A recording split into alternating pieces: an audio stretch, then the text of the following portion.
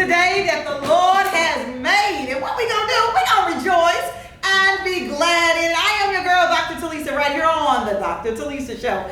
And where today's show, I'm telling y'all, there's so many things that's happening in our world. There's so many things happening in our state. But more so, let me just be real. There's too much stuff happening in Memphis, Tennessee. And I'm super excited to have a young lady that is unapologetic about building better capacities in our community. And I want to welcome the beautiful Racheal Spriggs. She's the statewide director of power building at the Equity Alliance. What is the Equity Alliance? I'm glad you asked. It's an organization building black political power from the trap house to the White House.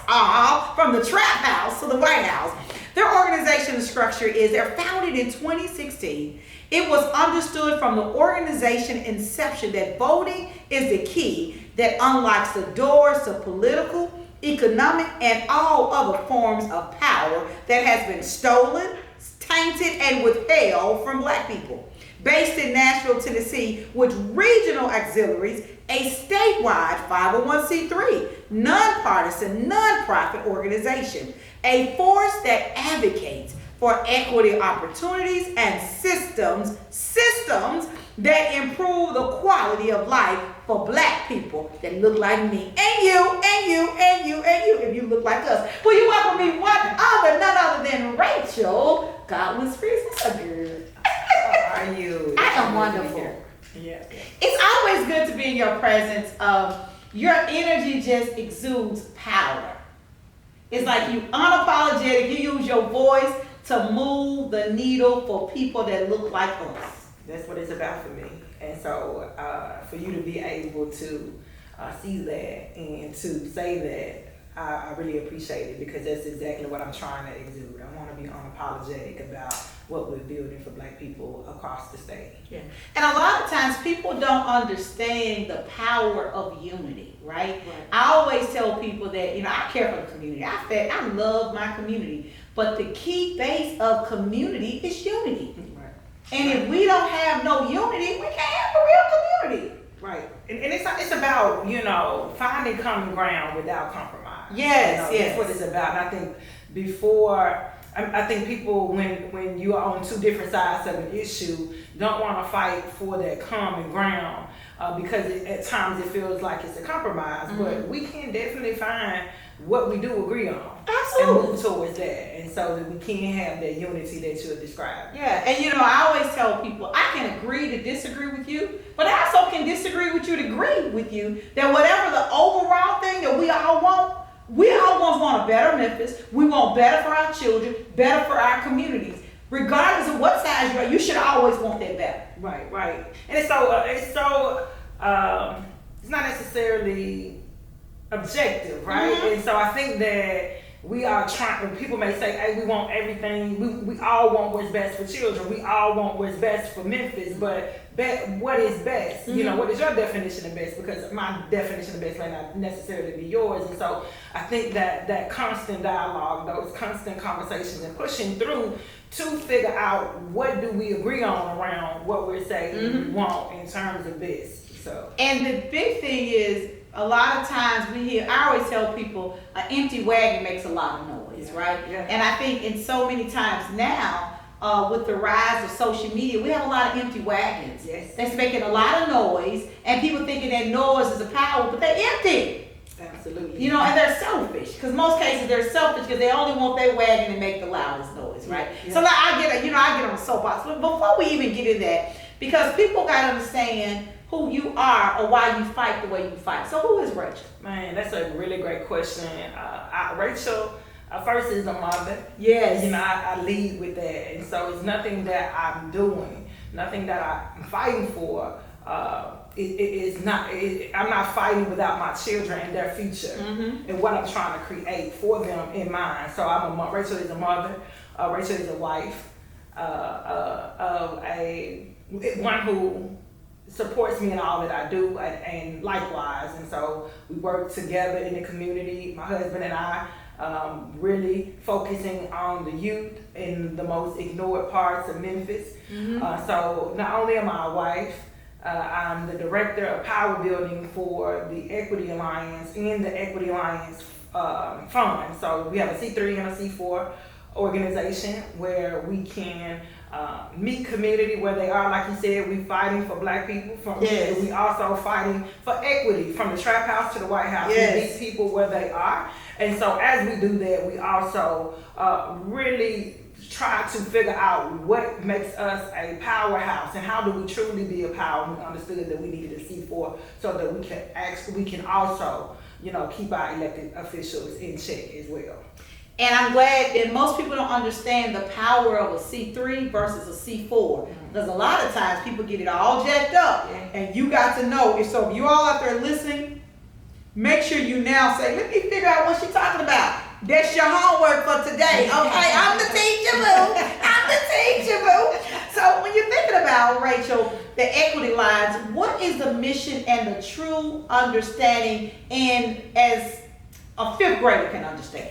I mean, you pretty much broke it down, but if I'm talking to a fifth grader, as we do sometimes, because we do civic training, we do civic education in schools, and so if I'm talking to a fifth grader, I'm literally telling fifth graders that you have everything you need inside of you, and the Equity Alliance gives you tools to fight for whatever it is that you feel like is best for your life and for those that you love lives. And so it's about empowering black children, black adults, black men, black women, whoever, with the tools that they need so that they can fight for the quality of life that they feel they deserve. And we deserve the best. And so when you think about the Equity Lines, many times people probably say, oh, it's just Racheal, she's here in Memphis. But the Equity Lines is bigger than Memphis, boo. You just fight hard in Memphis. Right. Tell us where all the Equity Lines, where the homes, where we got people fighting. So the Equity Lines is based in, we're the largest black-led organization in Tennessee. And so even in Memphis, Racheal is not the only one in Memphis. A lot of times you may be seeing the Equity Alliance and not know you're seeing the Equity Alliance. Mm-hmm. And so we are in Shelby County, we're in Davidson County, we're in Rutherford County, we're in Montgomery County, and we're building out in Fayette County as well. Wow, powerful, because the Equity Alliance is unapologetic, building independent, black political, civic, and economic power. But I want to deal with the political. Okay. Because right now, some of the things that we're experiencing is not about the people, it's about the politics of it. And how important, because I don't care what nobody, people, if you're not registered to vote, get your butt registered to vote, because I get tired. And it's my soapbox and it's my show, I can do it. I get tired of black folk saying, oh, vote don't matter, they gonna put who they want to in it. No, if you get your butt out and vote, we can see the difference. How are you able to help people that look like me understand that your power, your vote is your power? You giving up your power. I think that we have to go away from talking about it in that way, right? We have to literally tie their issues to the ballot box. I say it often. We talked to over 1 million Tennesseans last year at the door, on the phones, just through our events. And what we do and what we talk about is issues that they care about. And so once we are talking and engaging them around what they care about, then it's easier to say, hey, do you understand? Because we talked about systems change when you first started. We then tied that to legislation. We then tied that to policy to say, hey, if you show up at the city council, because they're going to be talking about what you just said you care about.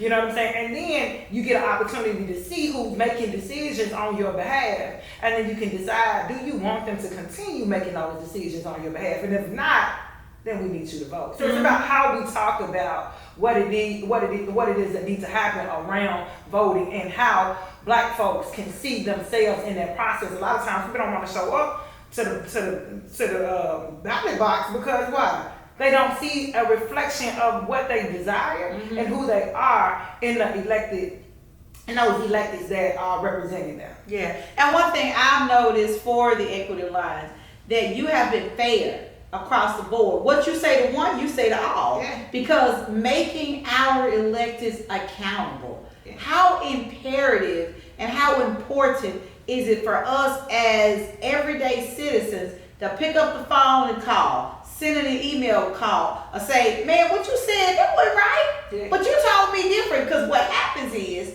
and I'm making a note for many people that's going to be campaigning, and they already campaigning, the promises they did for you today, ask yourself, hell, why you didn't do them a month ago, 2 months ago, or a year ago? Yeah. What have you already done to make me feel like you're going to keep your promise just because you get this job? Yeah, and then I think that people are launching their campaigns so early. A lot of relationships starting to feel very transactional. People are beginning to reach out. So to your point, I think that, for me, it is imperative, not just for me, for the work that we're doing and what it is that we're trying to build. I think it's important that we lean on one of our pillars, which is all about leadership development. So we know that Telisa been in the neighborhood. Telisa been doing this work for over 20 years. I don't want to go put someone in office that just popped up out of nowhere all of a sudden with a cape on and want to do all these things for our community. But who are the people? Most of the time, your best candidates are ones that you have to convince to run. So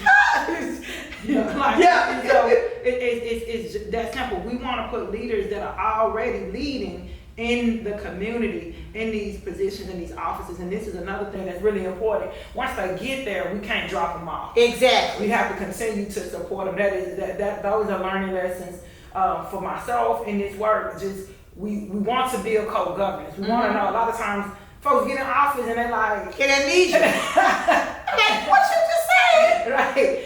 But what happens most of the time is somebody got to them before we could continue developing that co-governance model.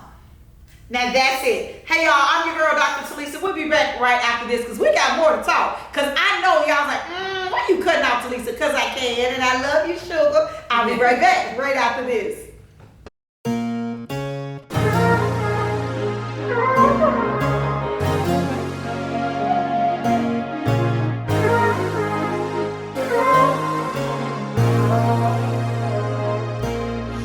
Join the rhythm and feel the beat in our community where we're all complete. With Dr. Telisa, let's take a stand. Together we'll grow hand in hand. From the Dr. roots of Telisa history show to dreams we chase, Dr. Talisa Franklin shines a light on every face. In At every the Dr. heartbeat, Telisa there's show. a story to tell. Gotta keep the culture celebrated as we excel. Here at the Dr. Talisa show. I was coming back because the conversation don't get hot in here. I want to take off all those clothes, auntie. That mean all these clothes that you said you was going to do in our community, and then as soon as you got in office, you forgot about what you said you was going to do. We're going to talk about that too.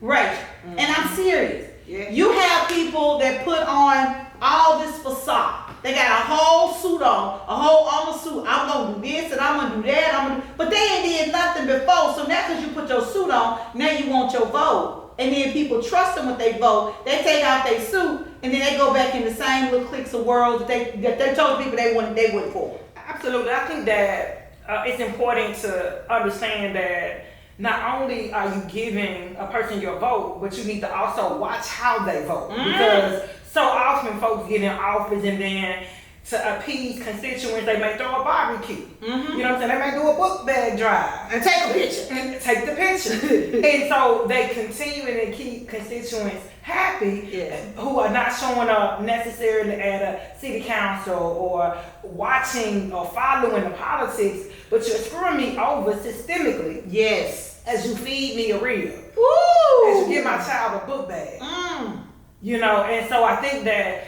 we, organizations like the Equity Alliance, we have to do a really good job of how we share information, how we educate, how we show people the way folks are voting. Right now, it's a critical time, a historical moment in Memphis, and we need to be watching how our electeds are moving because it is telling us exactly what their priorities are. And you got to watch their cliques. Yeah.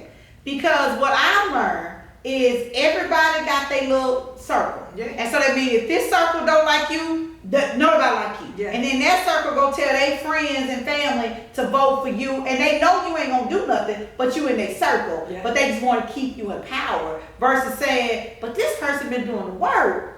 man, let's just be real. They may be cool with me, but we know good and dang well they ain't gonna do the work to move the needle for the communities that look like the people that needs to be represented.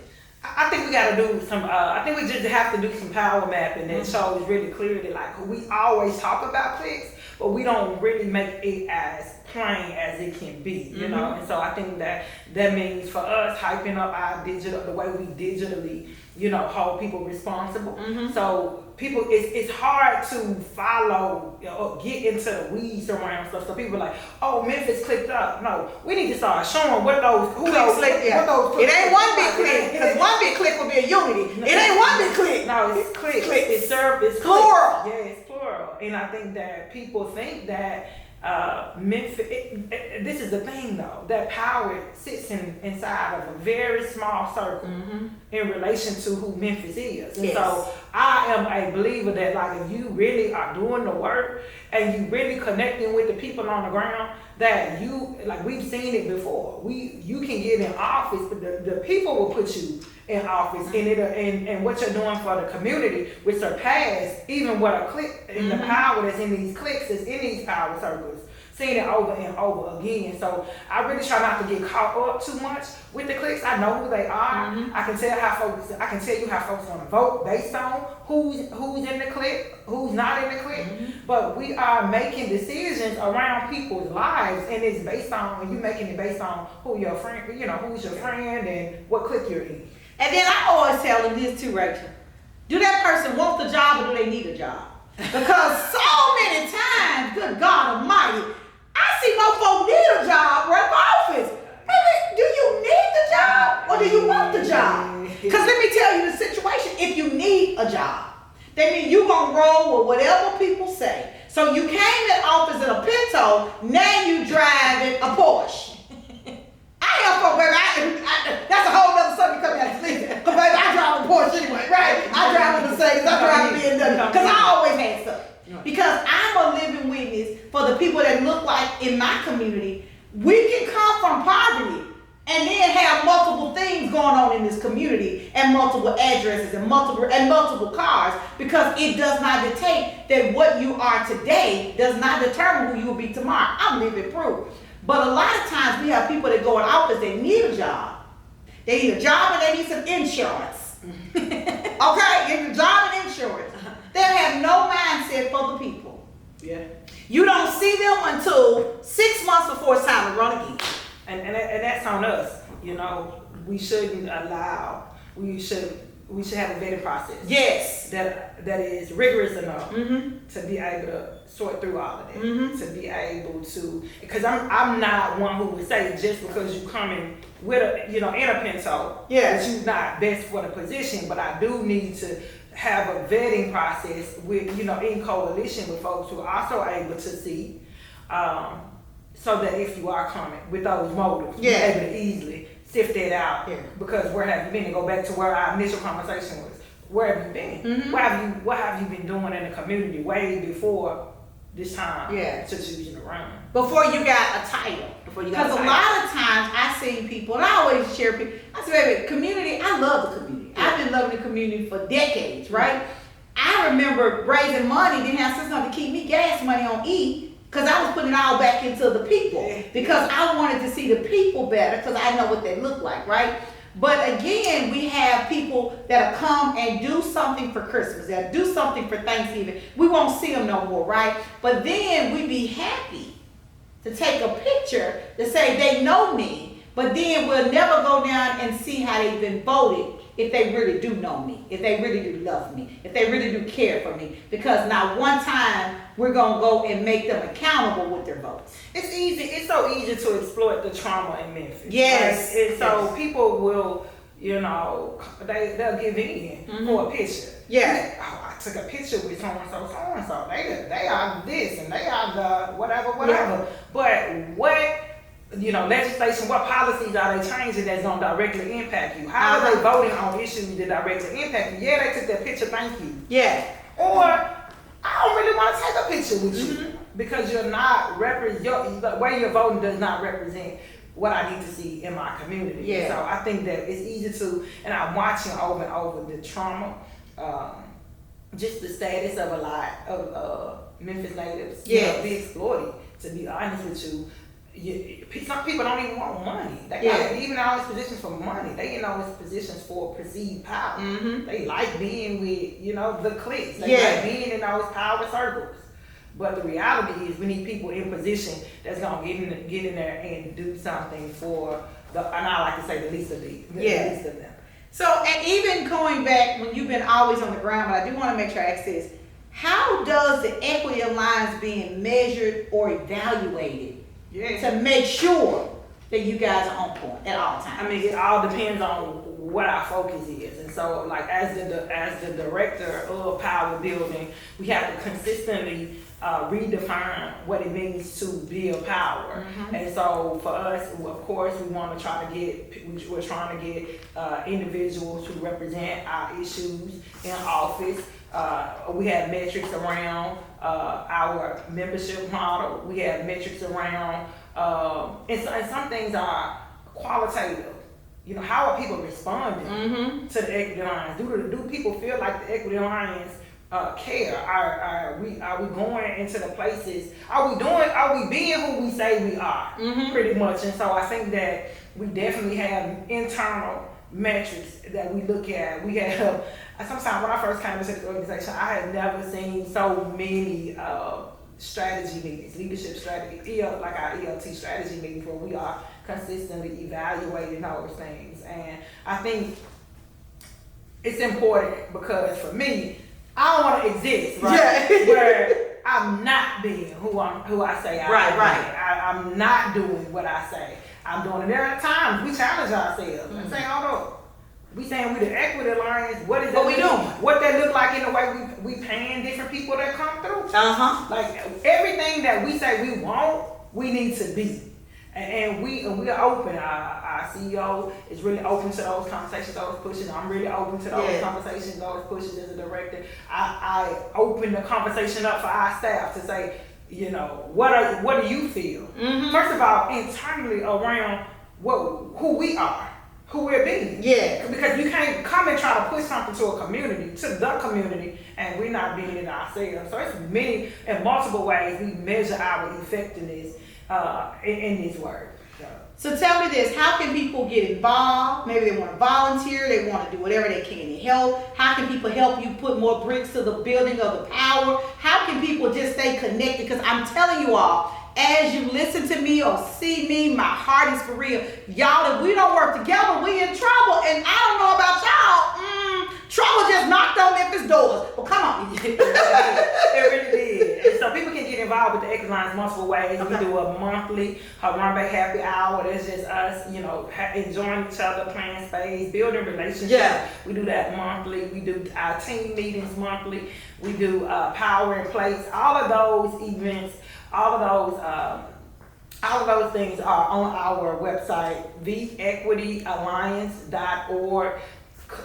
Listen, click on the link, get connected, because you're showing up, and maybe at the Harambe Happy Hour, but we'd have ways for you to volunteer and figure out where you want to play a part, because that's where we're going to get your buy-in, and that's where we're going to get the sustainability in order to grow and scale the organization. I love it. So y'all, so when she said click up, so I need y'all to click up their website and make sure you get connected. But Racheal, I can't let you leave before I ask you this question, like I said, everybody else, because I'm all about my community, my culture. What's the one word you would describe community? The one word. Lifeline. I put it together. Okay. I like it. Lifeline. Like, I think we have to understand the power that is in community. I always say, if you get ever around me, we all we have. I don't say have. I'm saying that because I'm on the show. I say we all we get. Just be me. It's me. Right. We all we get, and we all we need. Yeah. I really believe that no one is coming to save us. And so when I think about community, it's our lifeline. We have to trust each other. We have to build with each other. We have to have each other back. We have to know. We have to empower each other. We have to know everything exists. All solutions exist inside of community. Yeah. What's the one word for culture? For culture? Yeah. When I think of culture, my one word that comes to my head is black. So black folk, we gotta have these conversations around lifeline for us in community. Because what we got, ain't nobody coming to save us. Yeah, nobody. I keep telling people, ain't nobody coming to save us. Nobody. You got to be the change that you want to see. Stop talking about, well, they gonna do this. Baby, what you doing? Yeah. That's a whole nother race. You know, I go to soapbox. They already look at it and be like, the red is going on, but I'm just feeling myself right now. Hey, y'all, I'm your girl, Dr. Telisa Franklin. Know that I love you, baby. Absolutely, positively love you. And there is nothing you can do about it. Make this day, make this moment, make this second the best ever. And what? Learn how to be the best version of you. Because what? Everybody else is already taken. Be blessed is my prayer for you.